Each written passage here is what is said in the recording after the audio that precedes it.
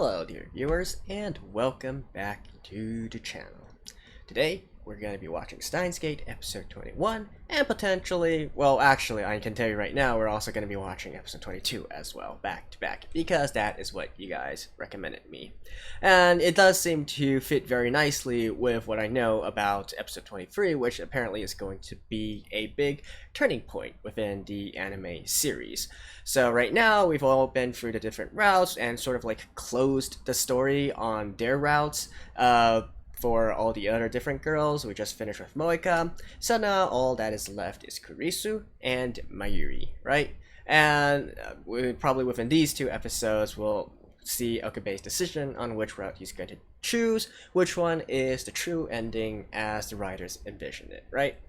Personally, like I said before, my gut instinct is still saying that it's going to be Kurisu, but Mayuri makes a compelling case as well, so it could be that as well. We'll have to see as the series goes, and I'm assuming that Okabe makes this big decision at the start of episode, or at least within episode 23. Beyond that, actually, I also just remembered one thing, and that is, technically we're not at the point where they can just go directly back to the same timeline yet. There is still one more D-mail that Okabe needs to reverse, and that is the lottery D-mail. If he wants to really go through the original timeline, where it is implied that in order to save Mayuri, Kurisu would have to die, and vice versa. Although that is just implied, and there is no real evidence that that is the case, right? So anyways, without further ado, let's just get into the episode. Oh yeah, and like I said before, this is a pre-recording, so if there's anything that you guys told me in the meantime, sorry. I probably haven't, well, I probably have read that, but I can't incorporate it into it because this is already recorded, as I am on a trip. But anyways, let's just get into the episode right now. Okay, let's begin in 3, 2, 1, play.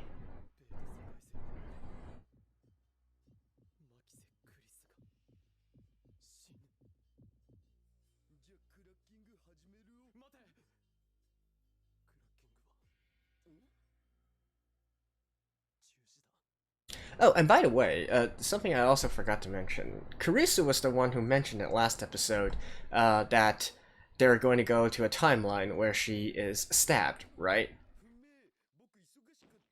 I mean, she mentioned it pretty nonchalantly, but does that mean that Kurisu is actually aware of the implications?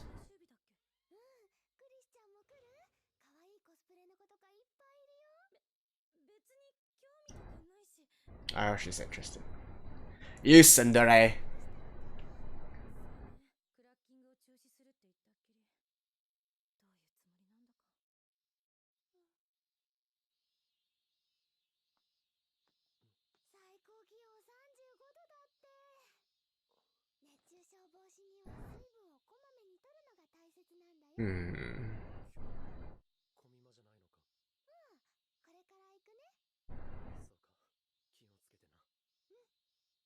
So since she is not gonna be here.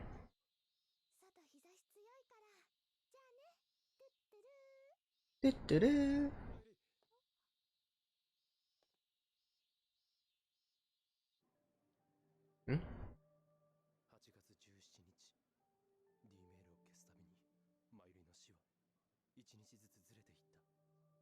Yeah?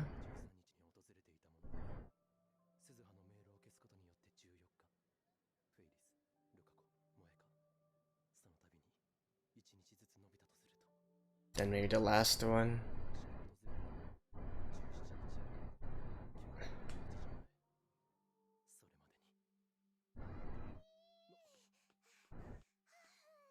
And whoever said that by undoing the last one, it would be delayed indefinitely.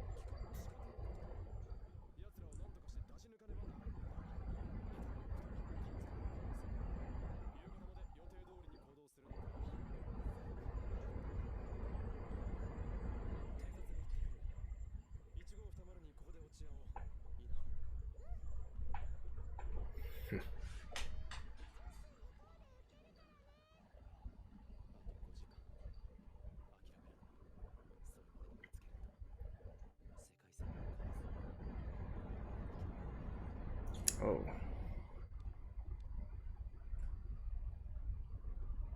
Wait, in this timeline has he told them yet?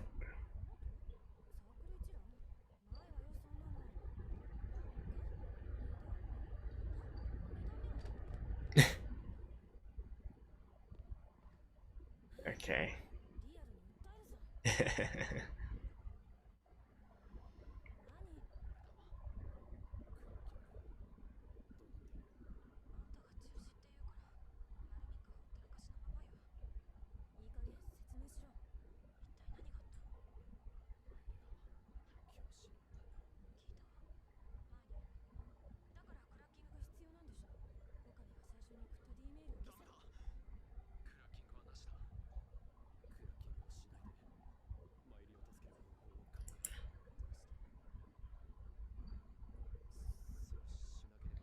I mean, if Carissa was the one who mentioned this, shouldn't she?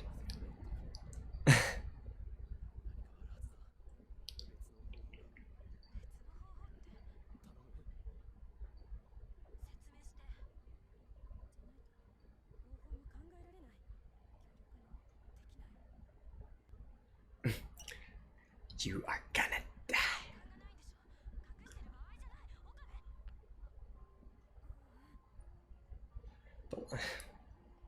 But like I said, Carissa, you're the one who... I guess normally people don't think about their devs like that. But still.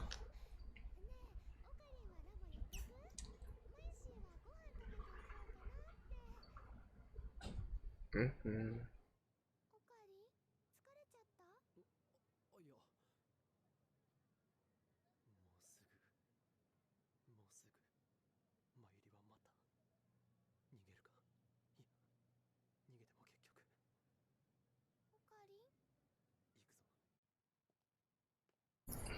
It's just a hypothesis that she's gonna die at this time in this timeline, right?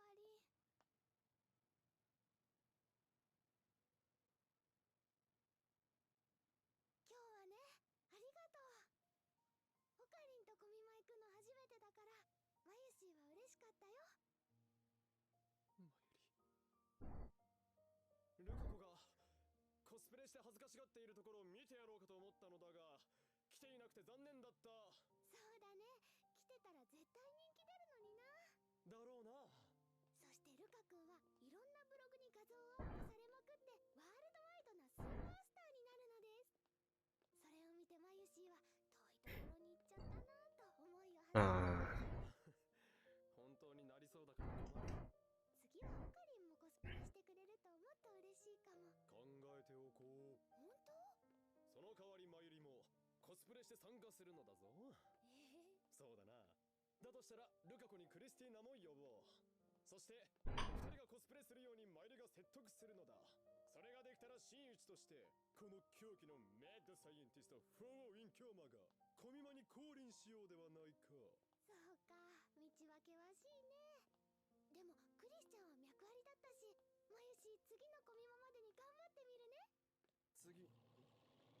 Yeah, here it is.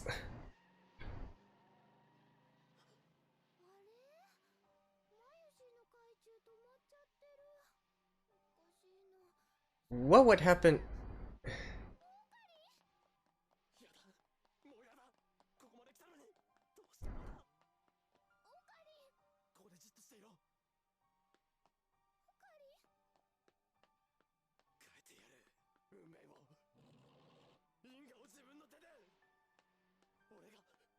What?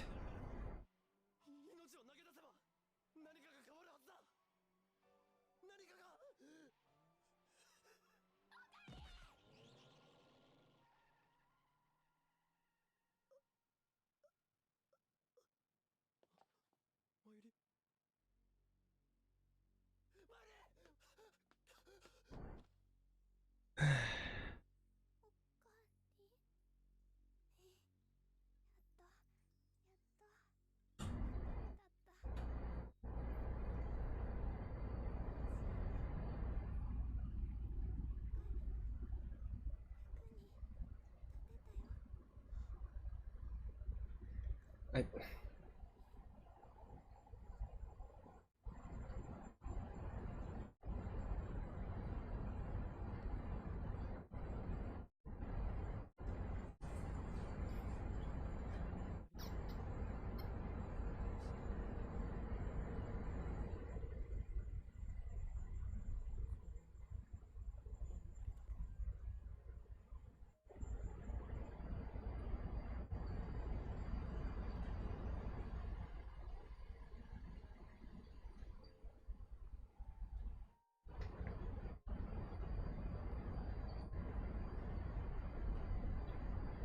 oh, this music.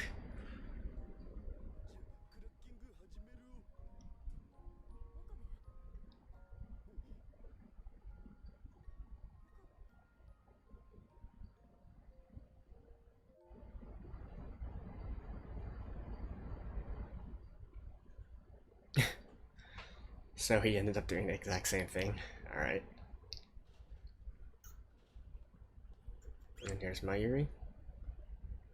No, no, wait. Yeah, it's Carissa this time.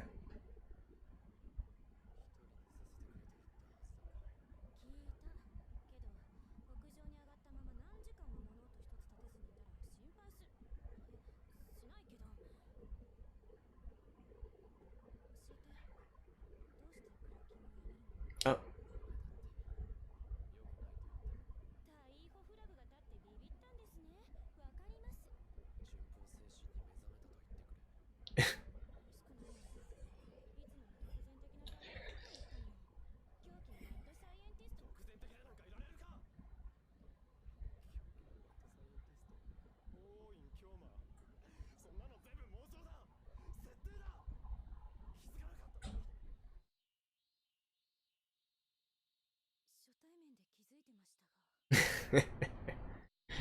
This guy.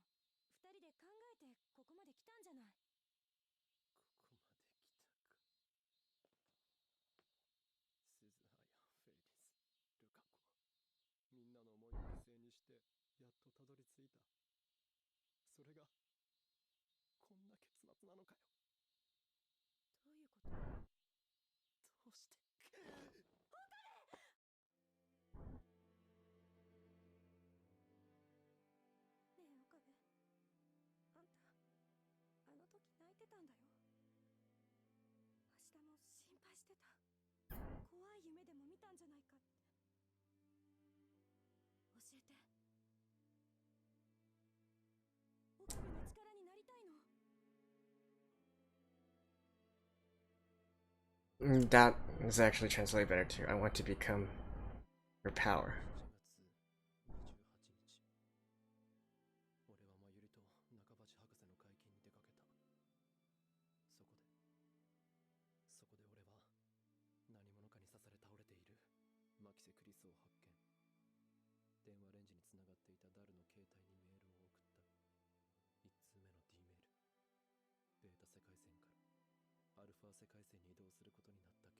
How are you so sure about that, though?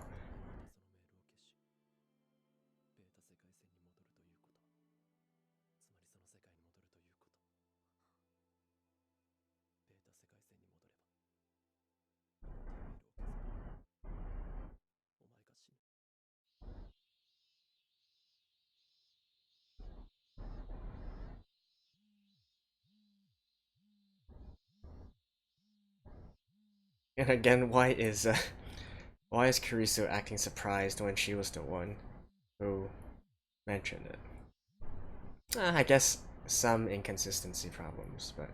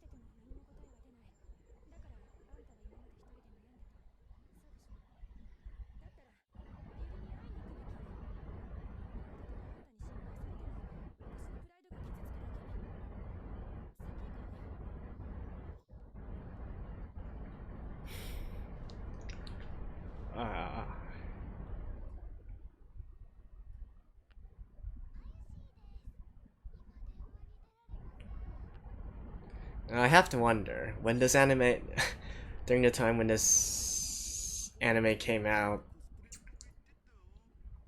whether or not the fan base was like split in two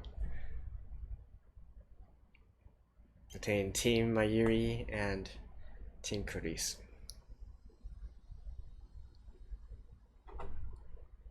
I mean, like I said before, I'm assuming that there has to be a happy ending in some way, right?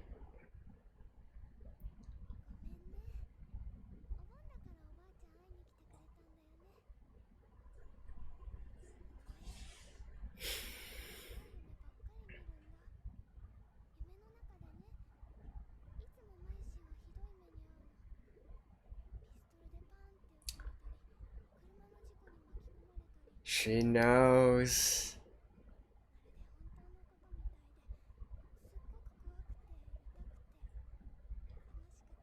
Holy crap.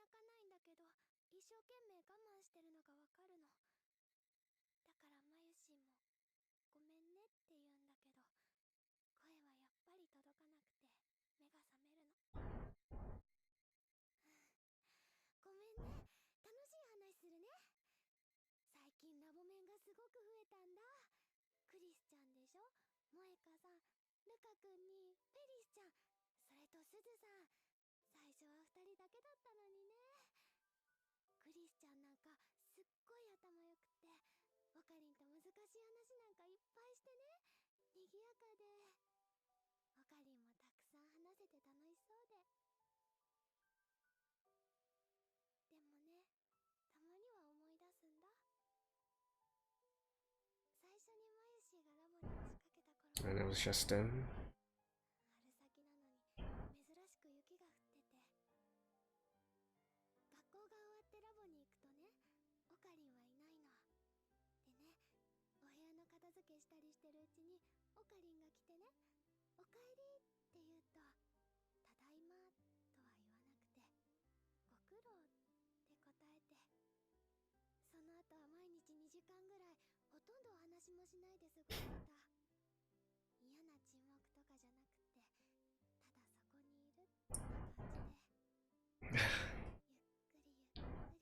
Oh man, this monologue is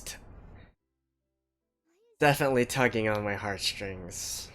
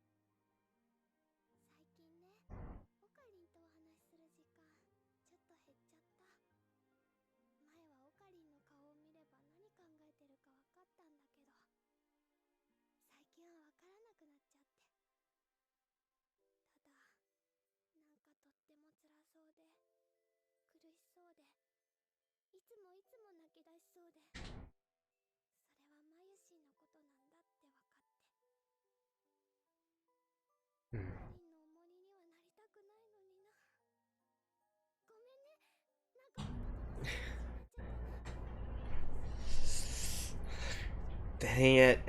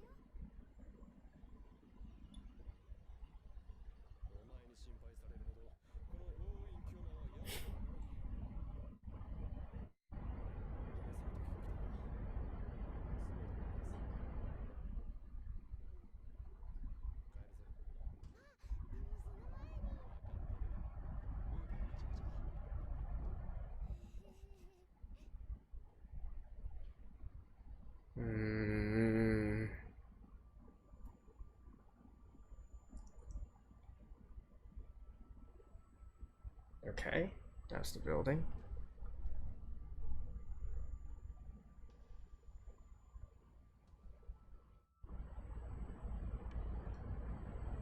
And what's Carissa doing here?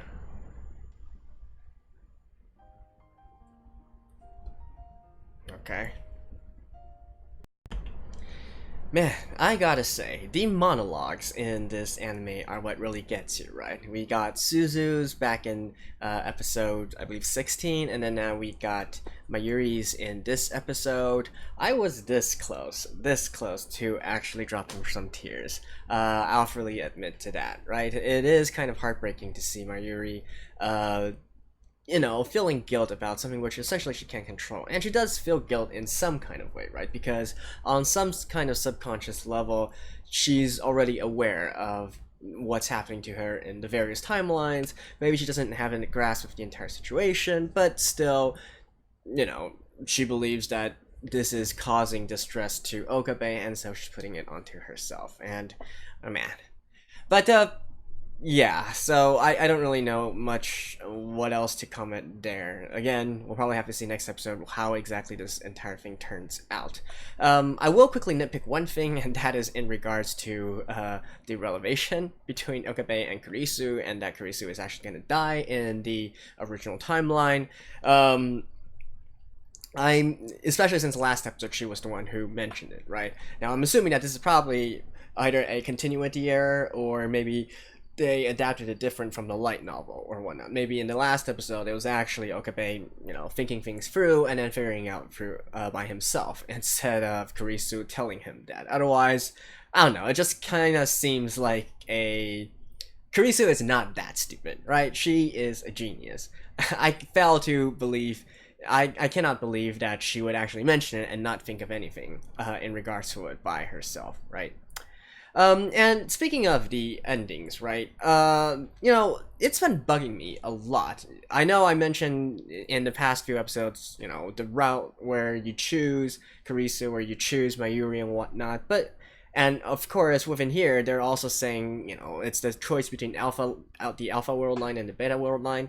But I'm just having this nagging feeling at the back of my mind. Like, who says that there's only these two options, right? Who says that it has to be Mayuri or Kurisu dying?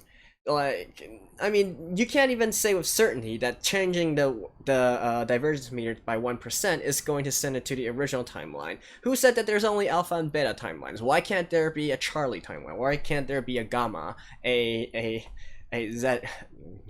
Sorry, I forgot what those symbols are called. But like, there could be many other timelines, right? What happens if you go up to 2% or 3%? I mean, that they didn't say it was 100%, right? So I don't know. I still feel like it's that the more that I think about it, the more that I think there are other options out there instead of just one dying or the other. And that's probably how we get to the actual ending, because I refuse to believe that there's an ending where Okabe needs, I refuse to believe that the true ending is one where Okabe needs to choose to sacrifice either Kurisu or Mayuri. That just seems way too cruel.